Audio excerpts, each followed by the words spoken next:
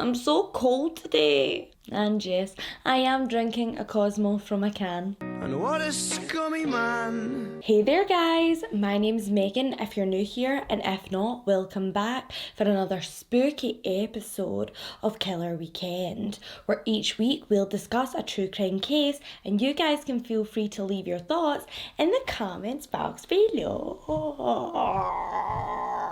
Oh, just worked my bra strap loose there. Lovely. If you like all things true crime, supernatural, UFO, conspiracy theory, and all that good stuff in between, then please hit that subscribe button. I'll be here for you each week with our true crime killer weekends, and on and off every couple of Wednesdays with our Weirdo Wednesdays, where we'll discuss something spooky I've heard. I will leave a small disclaimer at the beginning of this episode. It does involve details of violent crime, sexual assault, and the abduction of a minor. If that's a trigger point for you, then please feel free to turn away now. But before we dive into this week's episode, and before I freeze to death, I'm excited to introduce you to our brand spanking new sponsor. It's Surfshark VPN. Okay, truth be told, I've been dying, no pun intended, to try out a VPN service. And let me tell you that Surfshark VPN has exceeded every one of my expectations. Surfshark's virtual private network, that's what VPN stands for, by the way, for all us technological people, protects you and your online identity by encrypting all of the info shared between your device and the internet. This means you can browse the web in peace, knowing that your sensitive information won't fall into the wrong hands. Also, by using Surfshark VPN, you can swap the real location of your device. For example, you are in the UK, but technically your phone is in Paris. Are you wondering why that might help you? Well, listen up, because I'm about to tell you. If you've watched my channel before, then you'll probably know that my family live really far away from me out here in the country. So what does that mean? Lots and lots of long train journeys with unsafe public Wi-Fi networks. Cyber criminals use these networks as a hunting ground, leaving innocent people like you and I victims of fraud, identity theft, and sometimes much worse. Have you ever been scrolling through social media and suddenly you're met with dozens of pop-ups teasing you to click here? We promise we won't send you a virus. Well, with Surfshark's Clean Web feature, you can block ads, trackers, malware, and phishing attempts so that you can surf the internet in peace. So now when I travel to visit the fam, I'm practically untraceable. I'm basically a spy. As a kid, I was obsessed with the TV show Are You Afraid of the Dark? So when I heard that there was going to be a modern reboot, I was ready. Unfortunately, the UK streaming services were not. But now, with Surfshark VPN and over 3,200 virtual servers to choose from, I can click one button and relive my youth with some of that spooky campfire goodness. Whatever service you choose to use Surfshark VPN for, I promise you, you will not be disappointed. Try Surfshark VPN today and use my promo code MEGANTRUECRIME to get 83% off plus 3 extra months for free. Surfshark offers a 30-day money-back guarantee, so there's no risk in trying it out. Follow the link in the description box below and use my code MEGANTRUECRIME. That's all caps, no spaces. Happy surfing! Roar! Hey my wee gremlins! I'll make this short and sweet because I don't want to subject you to what one YouTube user called 4 minutes of self-absorbed chat. Love you too, Brian. I apologise for having a personality. I'm sorry I'm not the most boring person ever! Keeping it 100, guys. If you are watching for the very first time, we like to have a little bit of chat at the beginning, but the minute we actually get into the case, I'm serious Sally. I'm not going to be making jokes about the victim. That is not what I'm here for. So if you actually give me a chance and get past that 4-minute mark where I'm clearly so irritating, I promise I'll make it worth your while. Okay, enough chitter chatter because it's time to dive in to this week's episode. And if I were you, I would grab a blanket, leave all the lights on, and maybe even have a loyal pup by your side for protection. Here's one I made earlier. What you need is one of these. A sponge frame. I first heard about this case back in 2001. Yes, I'm that old. I've said before that my nana was a lover of all things true crime. Rest in peace, Jessie. And instead of baking cookies and eating Werther's Originals, every Friday night we would sit on the sofa and watch the FBI Files on Channel 5. She raised all of us females to be hyper vigilant and to be able to spot the red flags in any situation. And I'm pretty sure that she's the main reason why we all sleep with knives under our beds. At the time, however, 11-year-old me with buck teeth and a chest so flat you could iron a shirt on it didn't quite understand why I couldn't switch off that hypersensitivity when I was in the safety of my own home. Home is meant to be where you're secure and protected, and as kids we would play in the back garden, running up and down holding the washing line. Maybe we were just really poor, who knows? But one thing I will always remember is my Nana Jessie's piercing blue eyes looking out at us from the kitchen window, watching, waiting should something go wrong. The FBI Files episode on this case made little Megan finally come to grips with why she never stopped looking out for us, and to the fact that the boogeyman can sometimes come to your very own front door. So tonight, everyone, we will be discussing the tragic murders of Shari Smith and Debra Helmick. Don't hang up on me.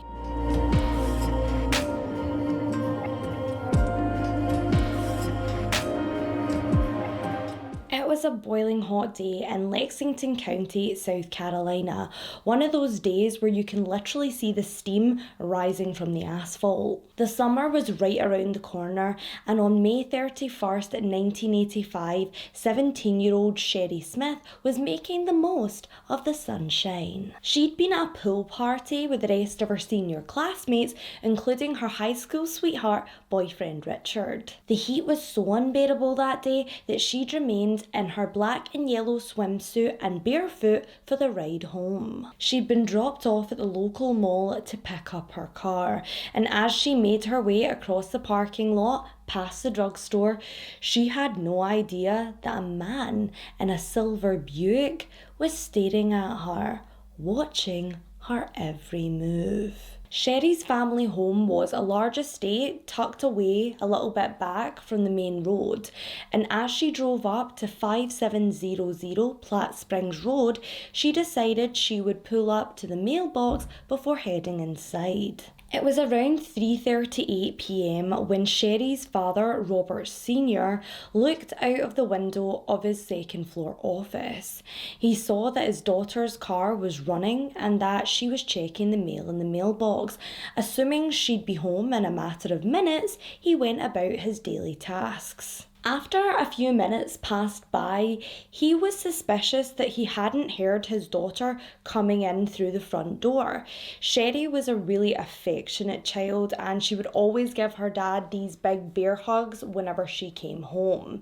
So he again looked out the window and saw her blue Chevette still sitting at the bottom of the driveway. Robert makes his way along to Shari's vehicle when he's met by an odd scene. Yes, Shari's car is still there, still running, her handbag on the passenger seat, but there's no sign of Shari. Next to the open mailbox, a clue. There was several scattered letters laying on the ground.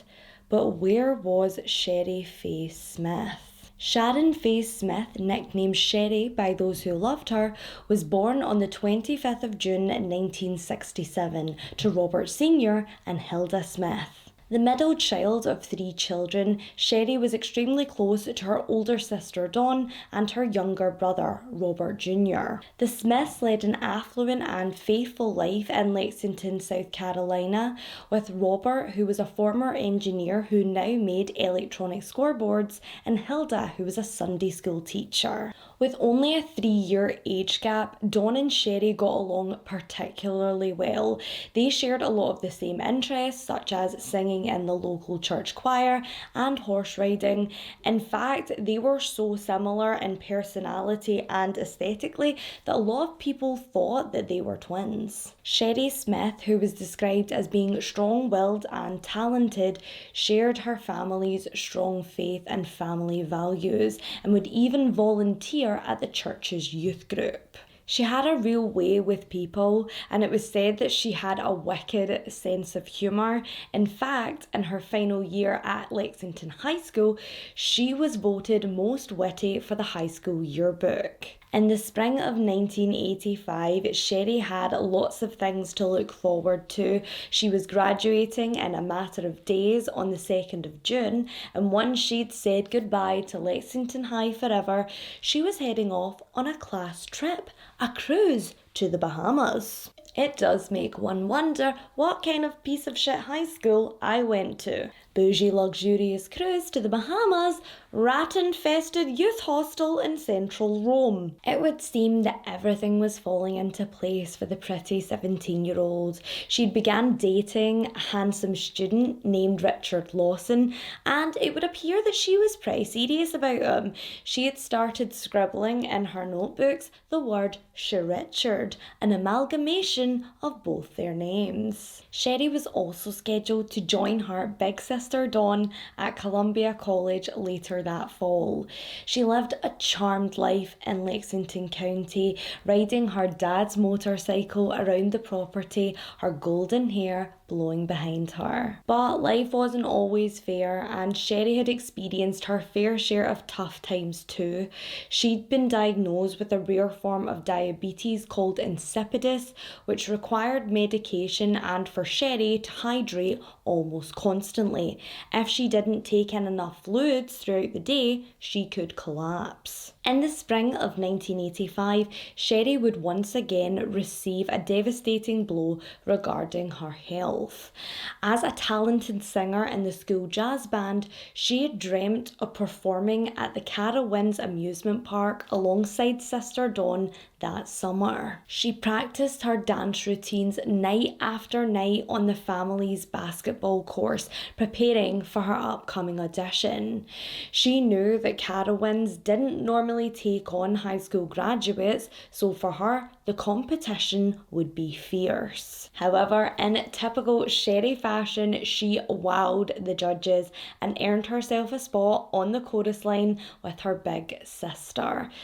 But after rehearsals, she was finding that her throat felt quite tight and croaky until it became painful to sing altogether. A trip to a throat specialist revealed that Shari had developed nodules on her larynx, a condition which is known to professional singers as nodes. This meant if Shari ever wanted to sing professionally again, she would have to go on extreme vocal rest, and possibly she may need surgery in the future. Like everything else, however, Shari took her new diagnosis in her stride. Her parents said that despite whatever came at her, she was always the happy one and trusted that God had a better plan in store for her. On the day she disappeared, Shari had planned to go to the local bank to pick up travellers' checks for her upcoming cruise, and at 12 p.m. she met Mum Hilda there. She was then picked up by boyfriend Richard Lawson and best friend Brenda Boozer because they had planned to go to a classmate's pool party over in Lake Murray. Now remember the name, Lake Murray. It will come up again. Both girls ditched their cars at the mall and all three of them drove off in Richard's car. Hilda will never forget the image of Sherry's bright smile as she waved to her from the passenger side window. This would be the last time she would ever see her daughter alive. At 2:30 p.m, Sherry called home to say she'd be leaving the pool party soon to pick up her car at the local mall. You see, the Smith kids were really a responsible bunch, and they understood in order to have their freedom, they had to keep in touch regularly with their parents. Throughout his experience as a minister, Sherry's father, Robert Sr., had visited countless prisons and youth detention centres, offering guidance to those who had lost their way. So he knew that there was bad people out there in the world. He never believed that one of them would follow his own daughter home. Once Robert had established that Sherry was nowhere near her car, he contacted local law enforcement. In the beginning, he believed that Sherry had perhaps had a diabetic attack and had maybe wandered off into the woods confused. But when he looked into her handbag, her medicine was sitting right there. When the deputy sheriff arrived on scene, the scattered mail on the ground was also giving him bad vibes. He then questioned Sherry's family, wondering if the car and the letters were all a clever ruse to draw any blame away from the family home. But after a couple of conversations with Sherry's parents, he could see that she was extremely loved and that there was no deep dark family secrets the Smiths were hiding. Sherry's bedroom remained pristine, with dozens of stuffed koala teddies on her bed, an homage to her favourite animal. Because of the Smiths family's social standing and that gut feeling investigators just couldn't shake, the procedure of waiting 24 hours to report Sherry missing was waived. Now guys, at the time this was actually a law in Lexington County that you could not report a loved one missing until they had been gone for 24 hours, even if they were a minor. But I'll say it once, I'll say it twice, I'll even say it thrice. That is not a thing anymore. So if you think that your loved one is missing, and I mean genuinely missing, I'm not saying, your 14-year-old daughter has been out on a drinking bender all weekend, still posting on Snapchat missing, but really missing, then you do not have to wait 24 hours before you report it. They may ask you to, but you can say no. Remember, the first 48 hours in any investigation is crucial. So do you really want to waste half of that time waiting for a phone call? Despite the fact there was no real sign of foul play, local law enforcement agencies were brought in to help in Sherry's disappearance. The FBI even provided an aircraft with infrared technology to see if they could track her down in the surrounding area. Inside Sherry's car, no foreign fingerprints or hairs were discovered, but what was strange was the footprints that led from Sherry's car to the mailbox and then just disappeared. Was Sherry carried from the scene? When Sherry doesn't show up for her graduation ceremony, in which she was supposed to sing Star Spangled Banner on the 2nd of June, investigators fear that she has been abducted. And at 2:30 a.m. that evening, their fears are confirmed. It's June 3rd in the wee hours of the morning, and only hours after Sherry's friends and classmates said farewell to Lexington High School. But instead of listening to her angelic falsetto as they received their diplomas, they stand together, tearful, hand in hand, in a moment of silence for their missing classmate. It had been a night of broken sleep for Robert and Hilda until the phone rang in the dead of night. Robert picks up and immediately he's told to put Hilda Smith on the phone. Even in a groggy haze, Hilda can tell that this man is deliberately trying to distort his voice. He claims that he abducted Shari, but that he doesn't want any money for ransom. And in fact, he's planning on returning their daughter unharmed in the next following days. The mystery caller with the haunting southern drawl then mentioned Shari's black and yellow bathing suit, and in that moment, Hilda knew she was talking to her child's abductor. Before hanging up, he tells the Smiths that they should be expecting a letter in the mail. The line then disconnects. Only hours later, law enforcement are scouring through hundreds of letters at the Lexington County Post Office until they find one addressed to the Smiths. It's taken straight to a lab for analysis, but the family are given a copy to read for themselves, and the first line sends a shiver down Hilda's spine. 1st of June 1985, 3:10 a.m.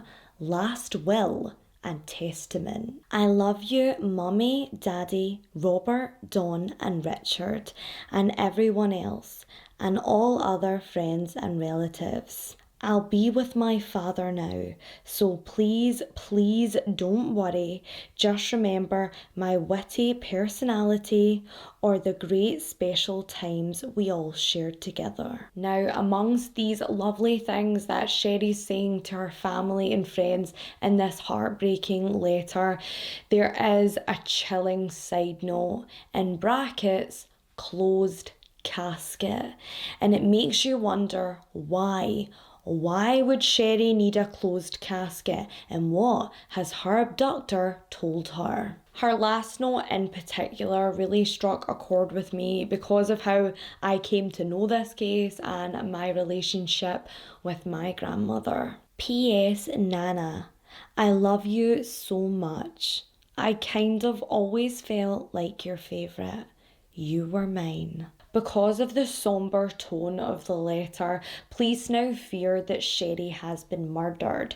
They were expecting some sort of ransom note, but this would suggest that the motive behind her disappearance was something far more sinister. All Lexington County PD know at this point is that the letter was written in Shari's handwriting.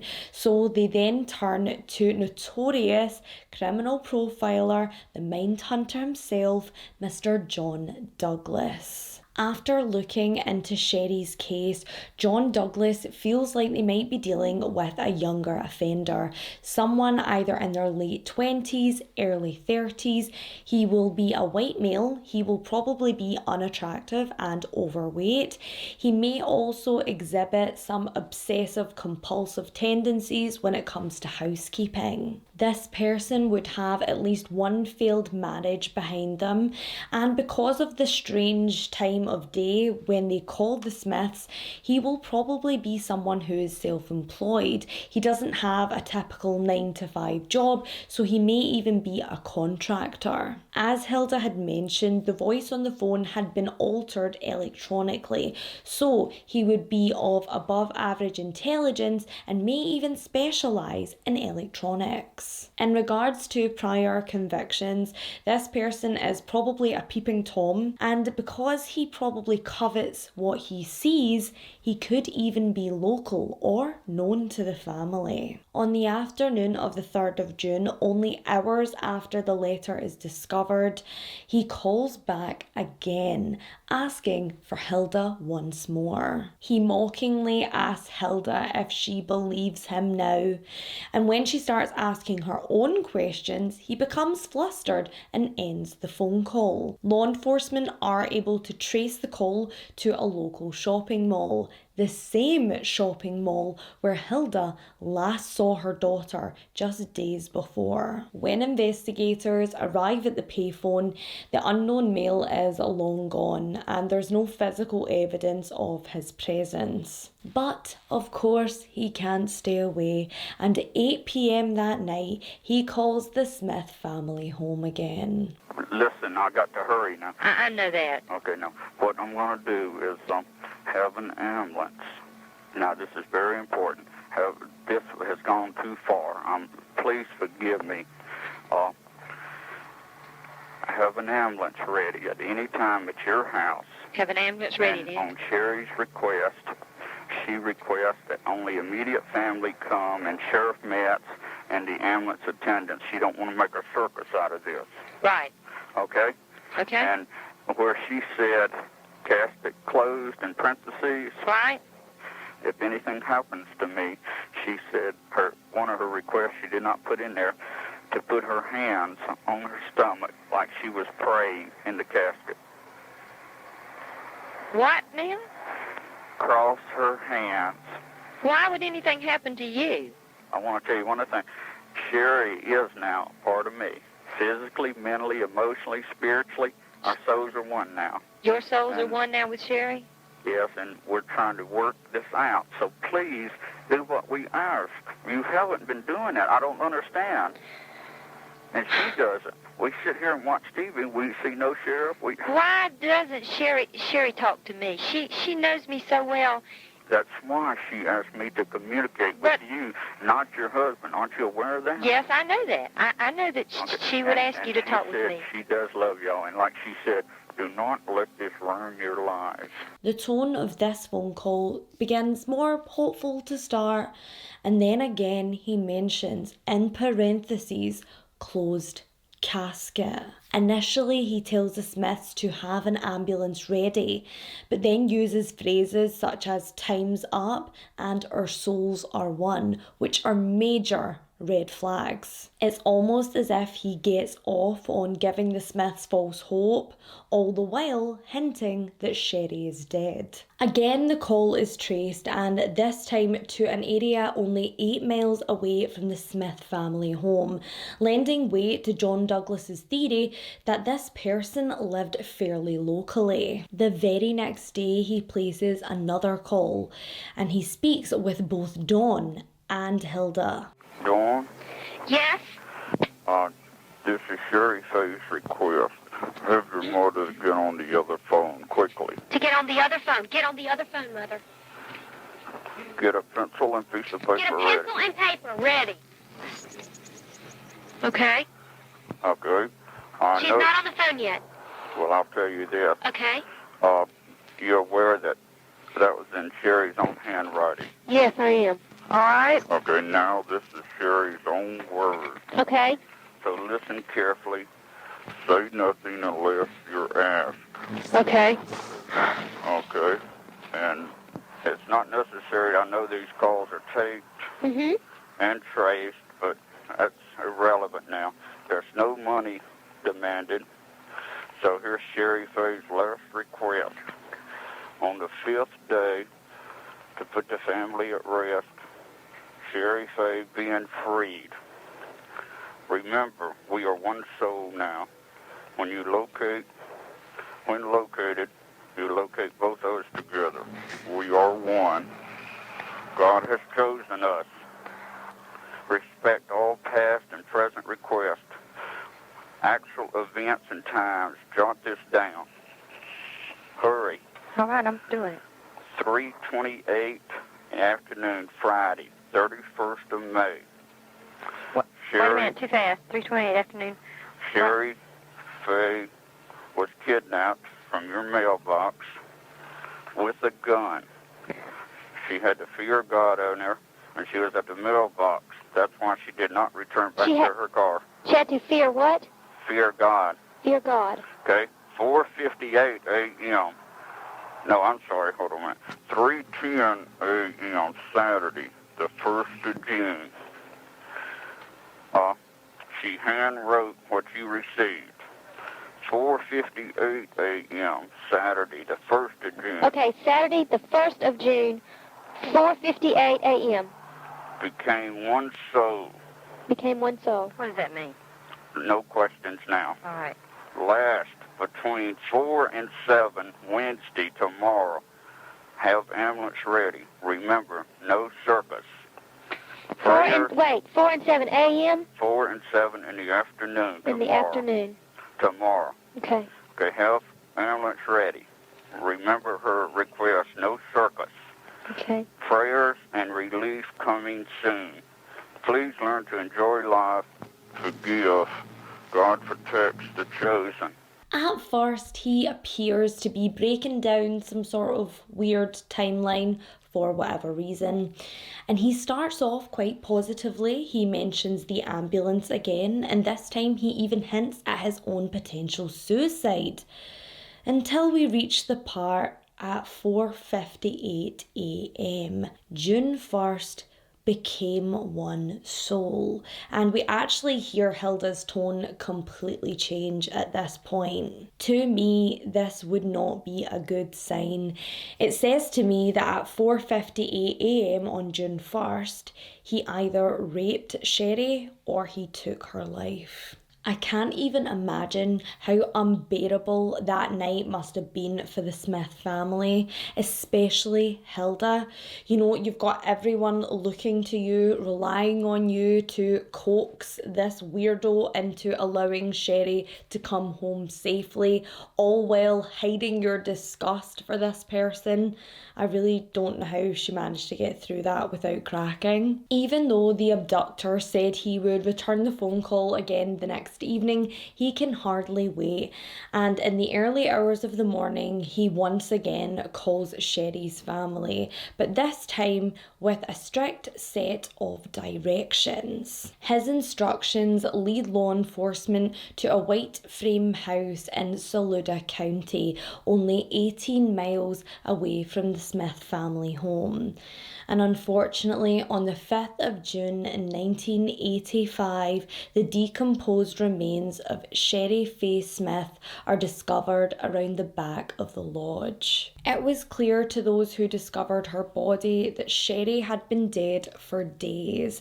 Duct tape adhesive on her mouth and nose would suggest that she had been suffocated. She had also been sexually assaulted. Both were confirmed later by her killer. Over 1,000 mourners came to say goodbye to the beautiful, vivacious blonde. Her family held a service at Lexington's First Baptist Church, and it was a mixed bag of emotions for her family. Shari's unfailing faith was memorialised forever. As carved into her headstone, it read, "She blossomed on earth to bloom in heaven." The feeling of guilt felt by Robert Sr. was etched all over his face. Meanwhile, Hilda stood in disbelief, going through the motions of the day. They just wanted to close ranks and grieve as a family. But sadly, Shari's killer wouldn't even give them that. And on the night of the funeral, he called them again. At first, it's Shari's Aunt Beverly who answers the phone, and she says no one's available to talk to you.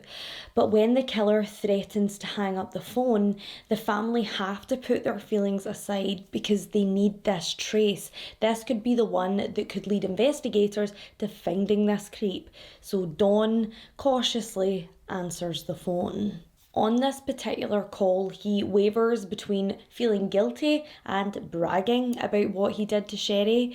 He said he spotted her in the shopping mall car park and followed her home only to pounce when she got out of her car to pick up the mail. He then took the 17-year-old to an undisclosed location where he then tied her up, sexually assaulted her, and only 40 minutes after she'd written her farewell letter to her family and 13 hours after she was snatched from her front yard, he took her life. At one point in the conversation, he's feigning an apology when he makes a slip up that turns Dawn's blood to ice.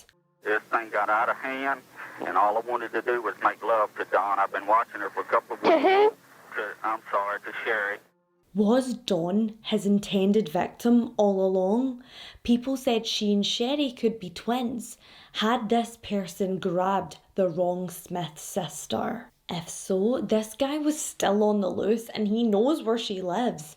If Dawn wasn't careful, she could be next. However, despite this concerning interaction, the killer fades away into nothingness, and it appears like he might finally be finished playing with the Smith family. The FBI and John Douglas know this isn't an isolated incident, and they keep a close eye on Don just in case the perpetrator comes back to finish what he started. Then, on Friday the 14th of June 1985, exactly 2 weeks after Shari was snatched from her home, a young girl is taken from her front yard whilst playing with her 3-year-old brother. 9-year-old Debra Helmick lived in a rented trailer in the Shiloh Trailer Park in Richland County. A next-door neighbour had watched Debra playing with her younger brother just beneath the trailer's window when suddenly a silver sedan sped up to the children. An overweight white male quickly got out of the car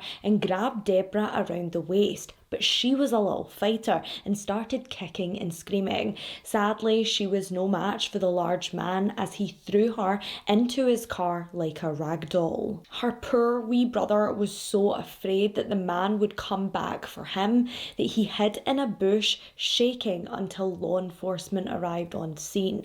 The neighbour who'd witnessed the entire thing actually ran after the silver sedan, but sadly he couldn't keep up. When police are contacted, they can hardly deny the similarities between the case of Shari Smith and Debra Helmick. Debra was a petite blonde with Farrah Fawcett style hair. If anything, she could have been a younger Shari Smith. She was also grabbed in broad daylight, only 30 minutes away from Shari's home. There were, however, a lot of differences as well. The Helmick family lived a simple life. They weren't affluent or wealthy, such as the Smith family.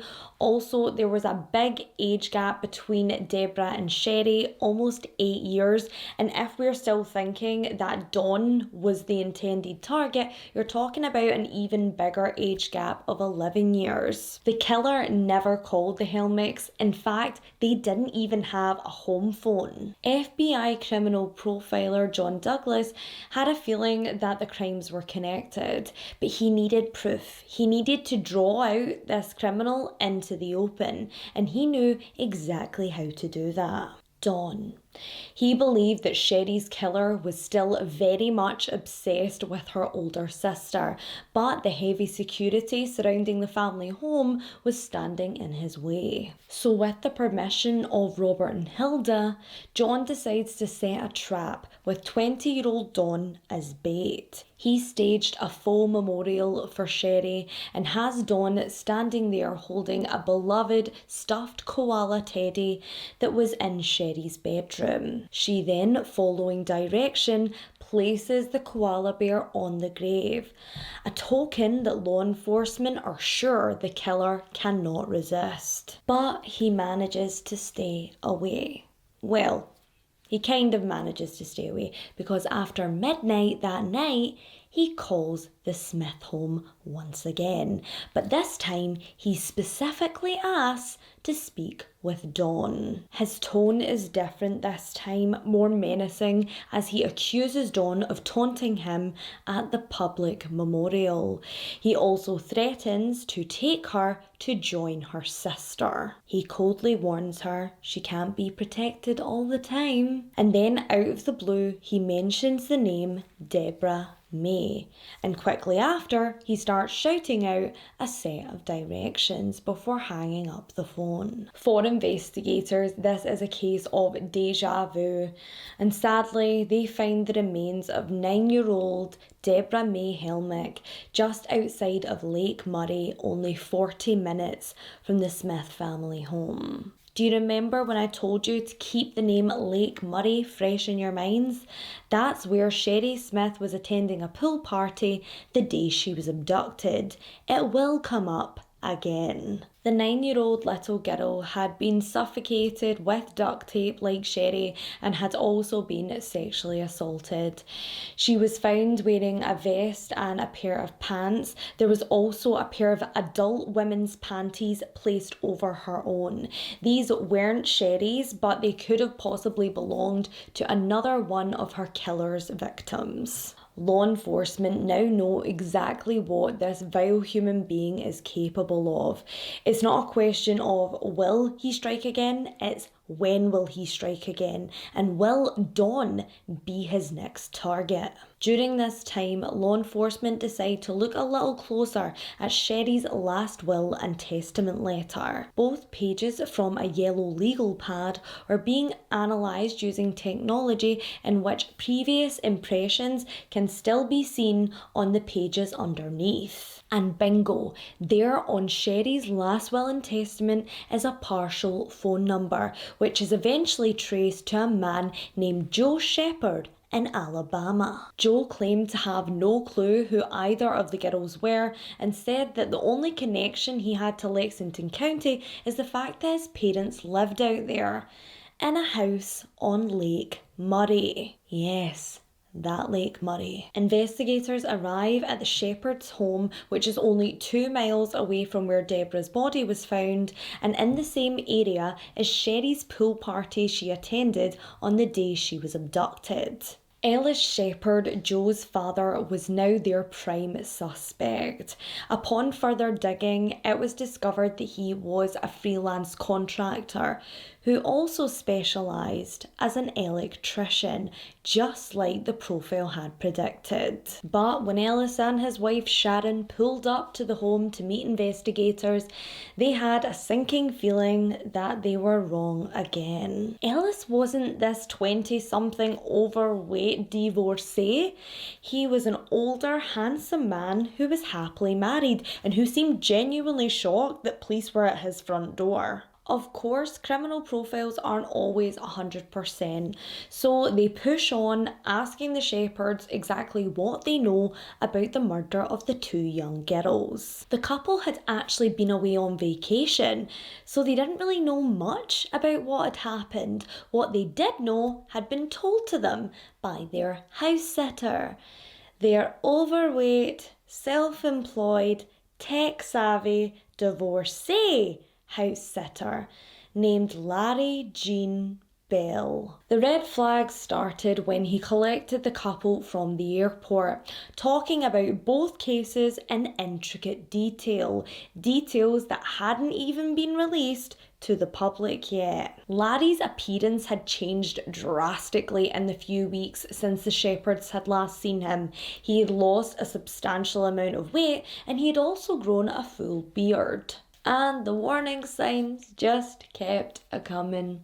He told the couple that not only had he been following both cases on the TV, he'd also been saving newspaper articles in a scrapbook. At the time, Sharon and Ellis thought, wee bit odd, but not enough to come forward to police. And I thought nothing could be more irritating than Jessica Biel in Texas Chainsaw Massacre. I was wrong. Whilst investigators looked around the home with Ellis in tow, he soon realised that something was missing. His revolver. Upon hearing the recorded phone calls between the killer and the Smith family, Ellis was absolutely gobsmacked. He simply shouted, "That son of a bitch." The next day, on June 26, 1985, at 7:19 a.m, Larry Jean Bell was arrested for the murders of Sharon Faye Smith and Debra Helmick.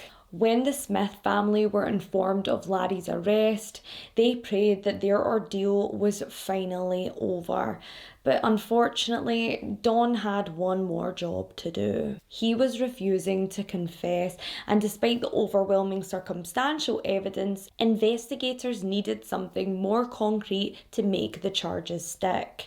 Enter Don Smith. Larry continuously asked to speak with Dawn one-on-one. His obsession for her was clearly still alive and well, so she agreed. And she and Hilda walked in to his interview room, and there Dawn was face to face with her baby sister's killer. For the most part, he mumbled his way through the encounter, sometimes crying when speaking directly with Hilda, but Dawn felt like it was all an act. She felt like he was overacting in order to portray that he was severely mentally ill. He would repeatedly blame the bad Larry for his crimes and wouldn't take any real responsibility. This was nothing really new. For his whole life, Larry Jean Bell had been blaming others for his vile behaviour.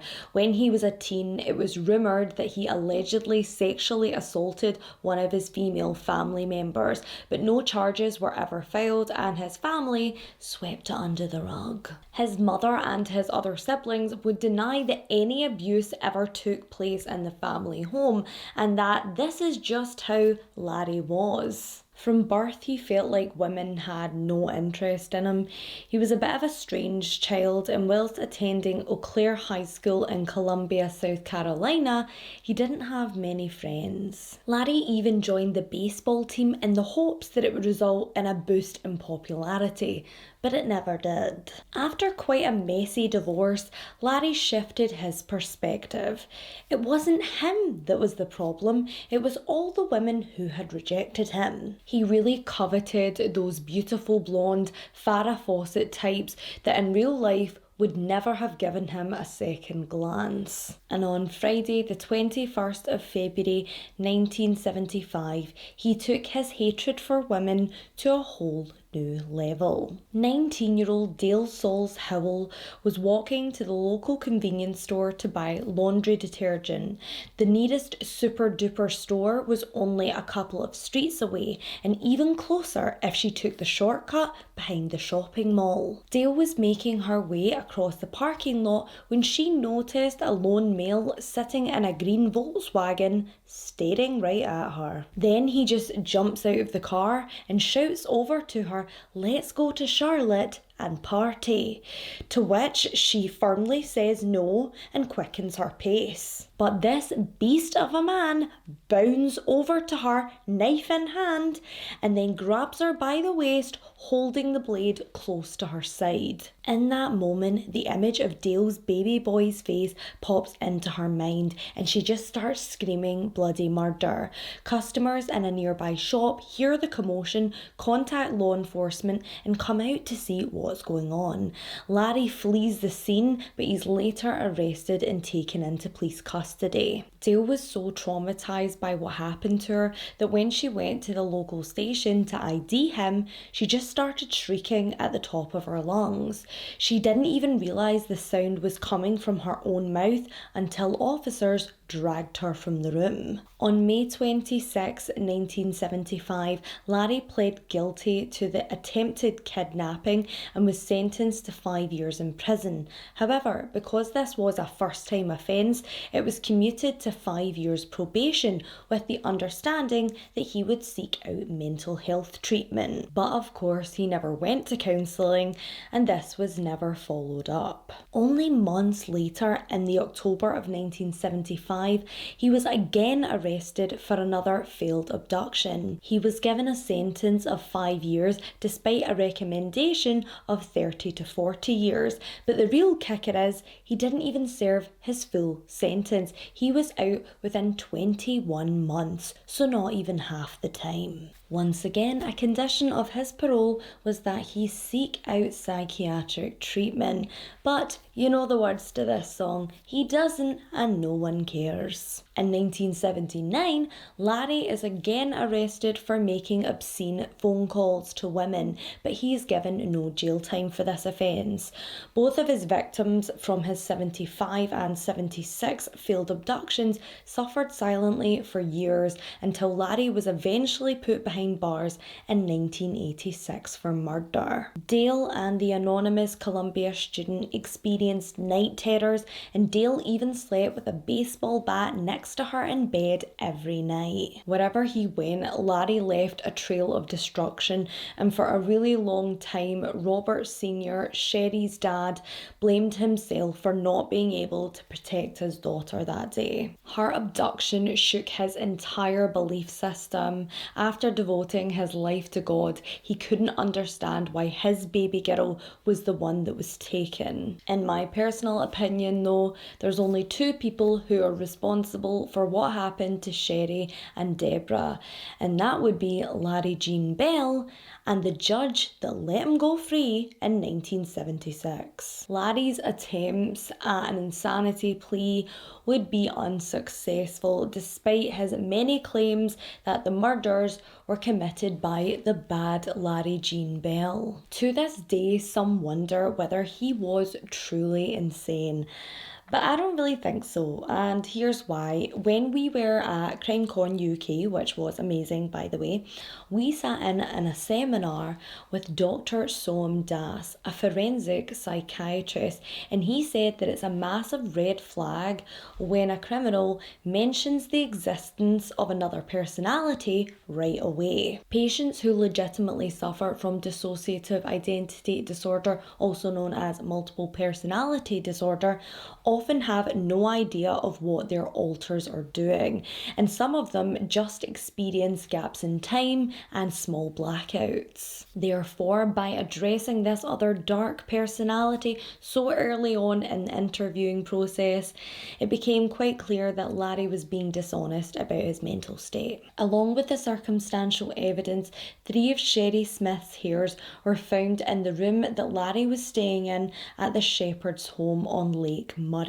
Aside from this one tiny clue, the home had been wiped clean, courtesy of Larry's compulsive personality, something else that the profilers predicted. He was also identified as the man who had grabbed Debra Helmick from her front yard by the neighbour who had seen everything. In February 1986, Larry Jean Bell was found guilty of kidnapping and murder on both counts and was sentenced to death. After many unsuccessful appeals, he was finally executed by way of the electric chair at Broad River Correctional Institute on the 4th of October 1996. It was a sense of closure for the Smith and Helmick families, but the impact of what Larry stole from them would stay with them forever. Sherry's sister, Dawn Smith, went on to win Miss South Carolina in her sister's honour,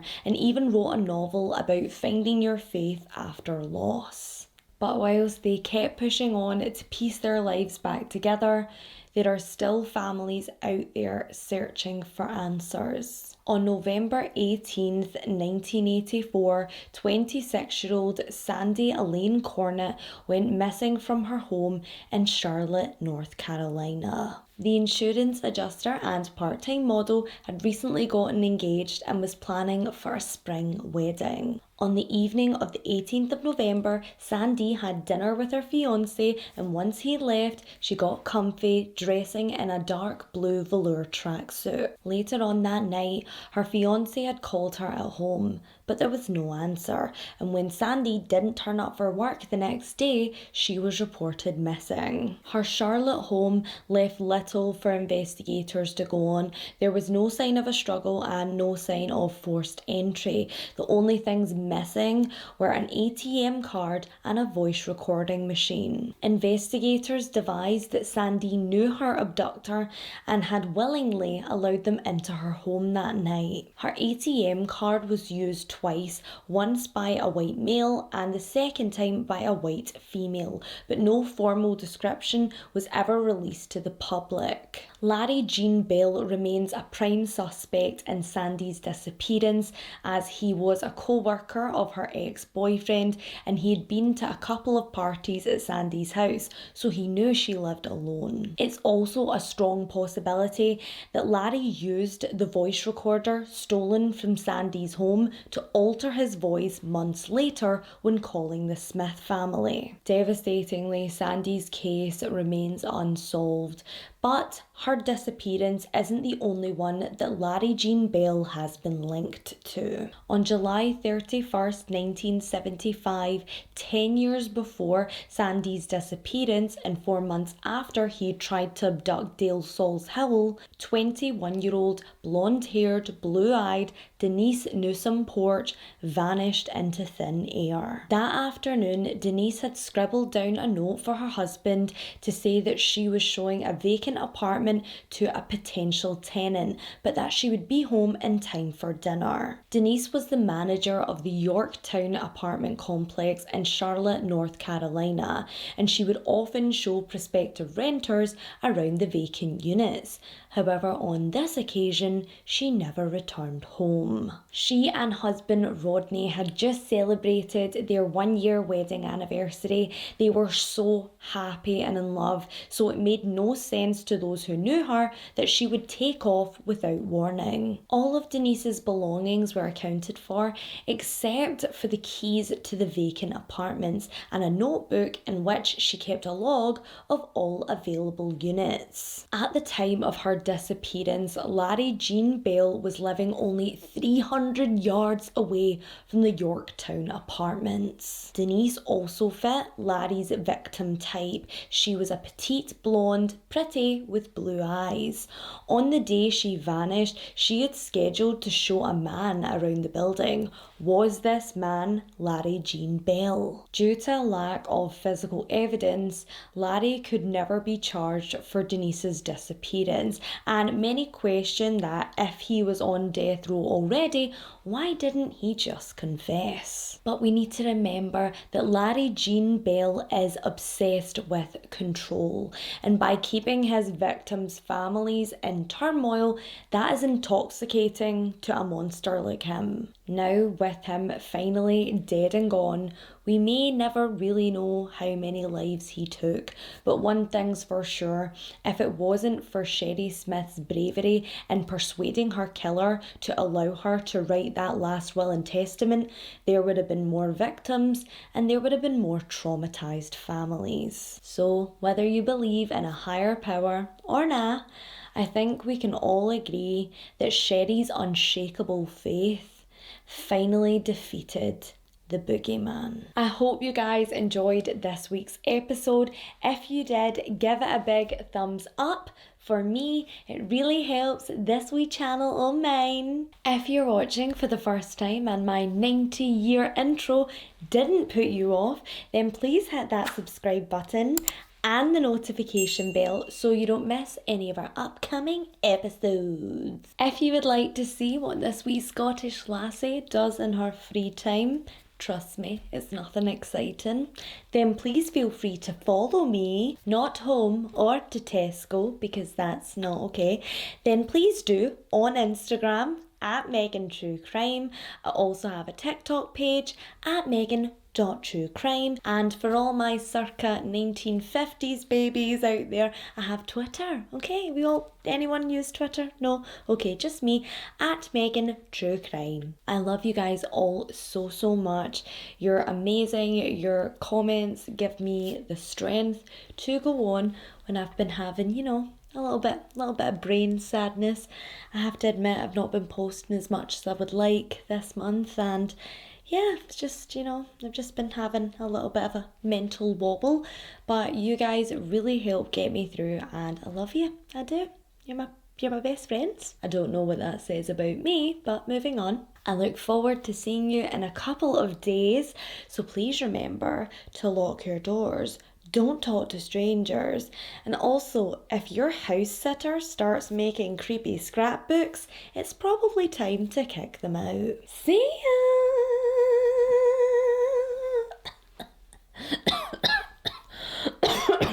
Don't mind me, probably just another chest infection.